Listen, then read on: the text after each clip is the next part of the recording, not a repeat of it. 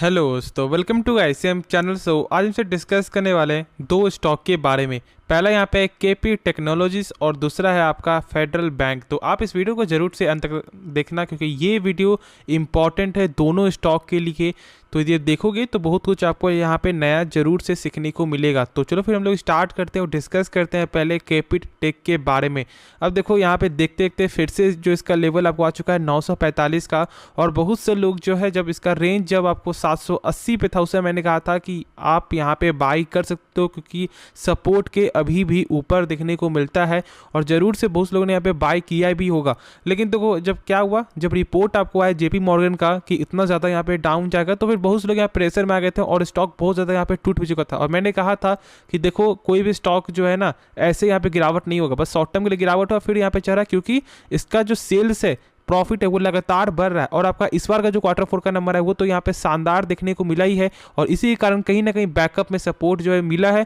और देखते देखते जो इसका लेवल आपका 945 तक यहाँ पे आ चुका है। अब यहाँ पे जानना ये है ना बहुत से लोगों को कि क्या यहाँ पे प्रॉफिट बुकिंग कर लेना चाहिए या फिर हम लोग यहाँ पे बाय भी कर सकते हैं यानी कि फ्रेश एंट्री। तो हम लोग चेक कर लेते हैं टेक्निकल वाइज से। पहले देखो जो मैंने कहा था उस समय जो जो आपका सपोर्ट था 780 का, देख रहे हो कि बार बार स्टॉक यहाँ पे इसके ऊपर गया और जैसे यहाँ पे सस्टेन किया कुछ देर उसके बाद यहाँ पे स्टॉक एक बाउंस बैक देखने को मिला। फिर मैंने कहा था कि देखो आप यहाँ पे जब भी 780 के लेवल पे आना जरूर से आप बाई कर लेना, ये एक गजब का मौका आएगा। फिर जब मैंने कहा था आपको 880 के लेवल पे भी कि आप स्टॉक को जरूर से फोकस में कर सकते हो, देख लो यहाँ भी एक सपोर्ट आपका बन रहा था। फिर यहाँ पे क्या हुआ, स्टॉक में गजब का जो गेन देखने को मिला। तो आप अब यहाँ पे क्या समझ रहे हो ना कि क्या अब हम लोग यहाँ पे बाई करें। देखो ये अब यहाँ पे बोनस दे रहा है क्योंकि देखो जो इसका हाई था ना उस हाई से जो स्टॉक बहुत ज़्यादा यहाँ पे अभी ऊपर जो है देखने को मिल रहा है, यानी कि यहाँ पे प्रीवियस हाई को जो है तोड़ चुका है, यानी कहीं ना कहीं ये अब बोनस दे रहा है। तो यदि आप बोनस लेने की फिराक में हो ना तो फिर मेरे हिसाब से आपको ज़रूर यहाँ पे वेट करना चाहिए। यदि यहाँ पे करेक्ट होता है फिर से यदि मौका मिलता है तो फिर आप जरूर से यहाँ पे बाई कर सकते हो, लेकिन अभी फिलहाल वेट करो। हाँ, यदि आपको इसका जो लेवल है 880 के रेंज में आता है या फिर 890 के रेंज में आता है तो फिर आप बाई करना और 880 का जो है आप यहाँ पे स्टॉप लॉस लगा लेना, तो फिर यहाँ पे होल्ड करके चलना। लेकिन अभी फिलहाल मेरे हिसाब से अभी आपको वेट करना चाहिए क्योंकि एक बोनस है। और देखो ऐसे तो आपको हो नहीं रहा है कि यहाँ पे आपको पहले से प्रॉफिट हो रहा है। यदि पहले से प्रॉफिट हो रहा है तो फिर एक अलग बात होता है कि यहाँ पे चलो एड ऑन करो या फिर कुछ भी सेल करो। लेकिन जब आपका यहाँ पे कुछ भी नहीं हो रहा और बस आप डायरेक्ट यहाँ पे हाई प्राइस में स्टॉक को बाई करने के लिए सोच रहे हो तो फिर ये एक सही जो डिसीजन नहीं है मेरे हिसाब से। तो ये आपको समझना है। अब देखो हम लोग यहाँ पे कुछ इसके यहाँ पे बेसिक जो फंडामेंटल जान लेते हैं इसके बारे में। तो पहले हम लोग यहाँ पे चेक करते हैं कंपनी का कैश फ्लो, यानी कि जो कंपनी सामान बेच रही है क्या उसका पैसा जो रिटर्न आ रहा है। और यहाँ पे चेक करने का क्या तरीका होता है, इस नंबर को देखना है कितना यहाँ पे 462 करोड़, इस नंबर से कम होना चाहिए टोटल प्रॉफिट। तो हम लोग यदि चेक करें यहाँ पे तो क्या देखने को मिल रहा है आपका 387 करोड़, यानी कि कंपनी का जो कैश फ्लो पॉजिटिव है क्योंकि यहाँ पे 400 करोड़ से कम देखने को मिल रहा है। तो ये जो है बेस्ट फंडामेंटल में से एक है, यानी कि बेस्ट पैरामीटर में से ये एक है। और यदि कैश फ्लो सही होता है यानी कि कहीं ना कहीं 20% तो आप ऐसे ही मान लो कि कंपनी यहाँ पे स्ट्रांग है। फिर देखो यहाँ पे टोटल एसेट कंपनी का यहाँ पे लगातार जो गेन होते हुए दिखाई दे रहा है। फिर देखो यहाँ पे कंपनी का जो आरओसी यानी कि रिटर्न ऑन कैपिटल एम्प्लॉयड, यानी कि जो कंपनी अपने ऊपर 100 रुपये लगा रहा है क्या वही 100 रुपये कंपनी का एक साल बाद बढ़ता है या फिर घटता है। तो यहाँ पे 30% का ग्रोथ है, यानी कि वही कंपनी का 100 रुपये जो है एक साल बाद हो जाता है 130 रुपये, जो एक गजब का नंबर है। क्योंकि जो यहाँ पे आरओसी हो या फिर आपका आरओई दोनों ही 12% के ऊपर होना चाहिए और ये दोनों ही 12% से ऊपर देखने को मिलता भी है। अब तो यहाँ पे डेब्ट के मामले में ये आंकड़ा 1 से कम भी है। अब देखो यहाँ पे इंटरेस्ट कवरेज रेशियो, यानी कि यदि मान लो कंपनी 100 रुपया कर्ज ले रहा है तो इसका कितना गुना ज़्यादा कंपनी का सेल हो रहा है। तो यहाँ पे आपका हो रहा है 16.5 यानी कि 1650, ठीक है। तो इतना कंपनी का यहाँ पे सेल हो रहा है, सॉरी 1650 का यहाँ पे सेल हो रहा है और 100 रुपये कर्ज है। तो आप खुद से एक बार सोचो कि क्या यहाँ पे कंपनी कर्ज में क्या यहाँ पे आपको फंस सकता है। बिल्कुल नहीं, क्योंकि सेल्स यहाँ पे गजब का हो रहा है। तो ये चीज़ बस एक बेसिक था जो आपको समझना जरूरी है। और इसलिए मैंने बताया क्योंकि बहुत से लोग ऐसा समझते हैं कि केपी टेक जो है आपको फंडामेंटली स्ट्रांग नहीं है, ऐसा बिल्कुल नहीं है।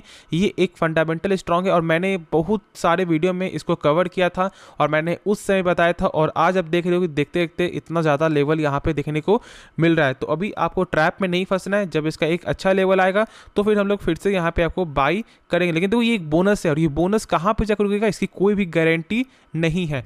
तो चलो फिर हम लोग यहाँ पे नेक्स्ट स्टॉक के बारे में, स्टॉक का नाम है यहाँ पे फेडरल बैंक। अब देखो यहाँ पे क्या हो रहा है ना, 5 दिन में आपका जो 1.5% तक यहाँ पे तेजी है, ठीक है। लेकिन जब हम लोग यहाँ पे चेक करेंगे आपका एक मंथ का ना, तो लगभग 3.5% का जो गिरावट में यहाँ पे देखने को मिल रहा है, और यहाँ पे एक शार्प फॉल है। अब ये शार्प फॉल यहाँ पे क्यों है, शायद आप लोग यहाँ पे मालूम Q4 के नंबर की वजह से। एक काम करते हैं, पहले हम लोग यहाँ पे नंबर चेक करते हैं, और कुछ क्या यहाँ पे आपको जो इस बैंक रिलेटेड जो भी पैरामीटर है वो भी हम लोग यहाँ पे जानेंगे कि क्या कम हुआ है या फिर नहीं हुआ है। तो यहाँ पे आप देख रहे हो कि सेल्स के हिसाब से जो क्वार्टर भी ग्रोथ है, और आपका यहाँ पे ईयर ऑन ईयर भी ग्रोथ है, ठीक है। ऑलमोस्ट आपका जो है यहाँ पे 3600 करोड़ से बढ़कर आपका हो चुका है 5000 करोड़। फिर देखो यहाँ पे प्रॉफिट, तो प्रॉफिट में भी यहाँ पे एक गेन देखने को मिलता है, 600 करोड़ से बढ़कर आपका हो चुका है 964 करोड़, यानी कहीं ना कहीं नंबर एक गजब का देखने को मिला था। अब देखो यहाँ पे नेट एनपीए जो सबसे खास यहाँ पे, क्योंकि आपका 0.98% से घटकर आपका हो चुका है 0.73%, और फिर आपका क्वार्टर भी यहाँ पे कमी है। लेकिन बहुत लोग शायद इसके बारे में नहीं जानते होंगे। देखो इसका मतलब है यदि मान लो बैंक जो है आपको लोन दे रही है और आपने एक भी किस्त पे नहीं किया है 3 महीने तक, तो बैंक का तो पैसा फंस गया। और यहाँ पे आरबीआई के अनुसार किसी भी बैंक का या फिर किसी फाइनेंशियल कंपनी का जो बैड लोन है, यानी कि जो आपने जो लोन नहीं दिया है, वो लोन कम से कम होना चाहिए, और यहाँ पे जो 3% से आंकड़ा कम होना चाहिए आरबीआई के अनुसार। अब देखो यहाँ पे कितना है आपका 0.73, जो लगातार कम हो रहा है, जो सबसे खास चीज़ है। और शायद आप लोग यहाँ पे नहीं मालूम होगा कि जो टॉप बैंक है अपने भारत का प्राइवेट सेक्टर का, यानी कि एचडीएफसी बैंक, उनका रिकॉर्ड क्या है कि 10 सालों में जो उनका एनपीए है वो 0.5% के ऊपर नहीं गया है, और इसलिए वो एक खास बैंकिंग शेयर है अपने मार्केट में। तो बस यही जो बैंक का आपको यहाँ पे कम से कम चेक करना है कि क्या उसका एनपीए यहाँ पे लगातार कम हो रहा है या नहीं।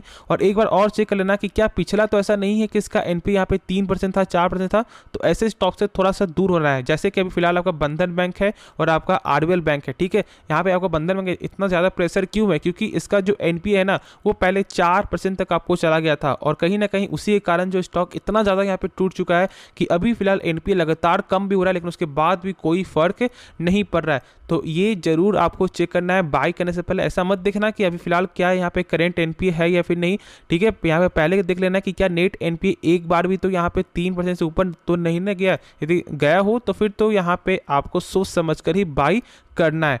अब देखो यहाँ पे हर कुछ सही है कंपनी का, ठीक है। अब देखते हैं हम लोग यहाँ पे आपको इसका एफआईएस का स्टेक क्या देखने को मिलता है। तो यहाँ पे 26.94 जो यहाँ पे कम होते हुए दिखाई दिया है। लेकिन जब हम लोग चेक करें आपको डीईएस का ना, तो यहाँ पे आपको म्यूचुअल फंड ने स्टेक आपको गेन किया है, यहाँ आपको बढ़ाया है। फिर देखो यहाँ पे आपका पब्लिक का, तो यहाँ पे थोड़ा कम होते हुए दिखाई दे रहा है। देखो ऐसा होता है, कभी अप्स एंड डाउन देखने को मिलता है, ये कॉमन चीज़ है। लेकिन मेरे हिसाब से ये एक अच्छा शेयर है, जरूर से यहाँ पे आप होल्ड करके चलो, और कंपनी आपको रिटर्न भी देगी। लेकिन तो एक चीज़ यहाँ पे आपको जो समझना है, बैंकिंग स्टॉक को ऐसे मत समझना कि वो 5 साल में शायद आपको 100% रिटर्न दिखा दे, ये बहुत कम चांस होता है।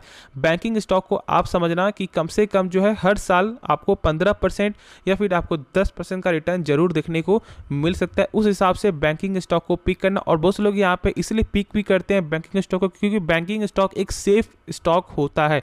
तो चलो फिर होप इसके बारे में सही से आपको समझ में आ गया हो यहाँ पे क्या करना है क्या नहीं करना है। फॉर द लॉन्ग टर्म के लिए जरूर से यहाँ पे आप एड ऑन कर सकते हो, लेकिन एवरेज करके एवरेज करना, ठीक है। ऐसा नहीं करना कि पूरा पैसा एक बार में लगा दो, ऐसा बिल्कुल भी अभी काम नहीं करना है। मार्केट भी अभी फिलहाल आपका वोलेटाइल है, तो इस चीज़ को आपको जरूर से यहाँ पे समझना है। तो आप इस वीडियो को जरूर से लाइक करना और इस चैनल को आप सब्सक्राइब करना। तो चलो फिर मिलते हैं नेक्स्ट वीडियो में, तो तब तक के लिए धन्यवाद।